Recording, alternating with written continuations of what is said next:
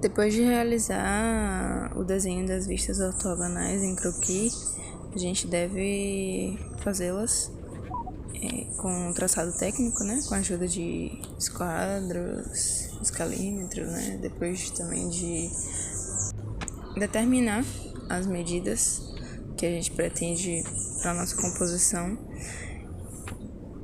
Então, a gente deve, com a ajuda dos esquadros, né? E fazendo essas medidas.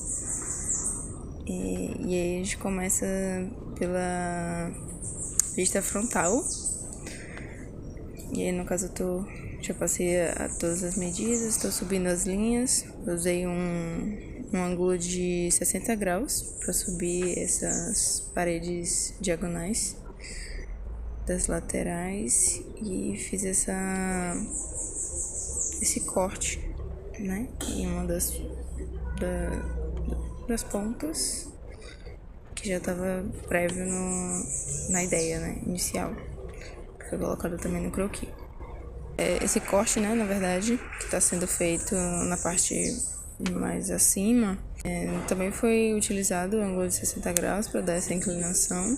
Encontrei o centro, né, dessa medida do meio, essa linha horizontal do meio, e coloquei a mesma medida para um lado e para o outro para ficar centralizado. Depois de terminar a vista frontal, a gente passa para a vista superior. A gente pode começar tanto pela vista superior ou pela frontal. Acho que a frontal é benéfica que a gente comece por ela, porque é a vista que está centralizada em relação às outras vistas, então a gente pode estar puxando as linhas a partir dela, né, mantendo, né, as medidas que já foram colocadas no desenho. E aí a gente sobe essas linhas e mantém, né, as medidas para outras vistas. Percebam que a vista superior, né, que está abaixo da frontal, ela foi colocada, representou, né, todas as outras linhas como tracejadas, já que a gente está vendo esse objeto de cima e todas as linhas estão invisíveis. Já na vista inferior, né, que está acima da vista frontal, ela possui duas linhas cheias e o resto tracejadas, porque olhando o objeto de baixo a gente consegue ver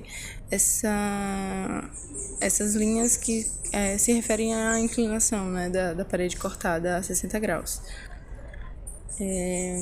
Então, depois de fazer a vista inferior, superior, eu trouxe essas linhas paralelas para fazer a vista lateral direita, no caso, porque a gente está vendo o objeto da direita e a gente está projetando tudo que a gente vê na esquerda em relação ao objeto.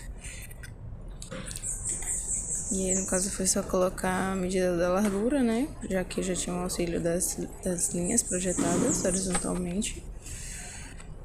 E levando em consideração também a visibilidade, onde, vendo esse objeto da direita para a esquerda, a gente não consegue ver esse vazado, né, que está na parte mais acima do objeto, e esse corte da parede a 60 graus, né, na parte de baixo, a gente consegue ver essa linha da inclinação. Já vendo o objeto da esquerda para a direita, né, foi a última vista que acabei de fazer, a gente vê o objeto com uma visibilidade diferente, né, em relação a que foi projetada na esquerda, já que a gente não consegue ver essa linha de inclinação que a gente via na esquerda e também não consegue ver o vazado na parte de cima, então por isso essas duas linhas foram representadas tracejadas. No caso, para finalizar, a gente traz essas linhas horizontais também para fazer a vista posterior, no caso, vendo esse objeto de trás. E basicamente seria uma vista contrária à vista frontal, né?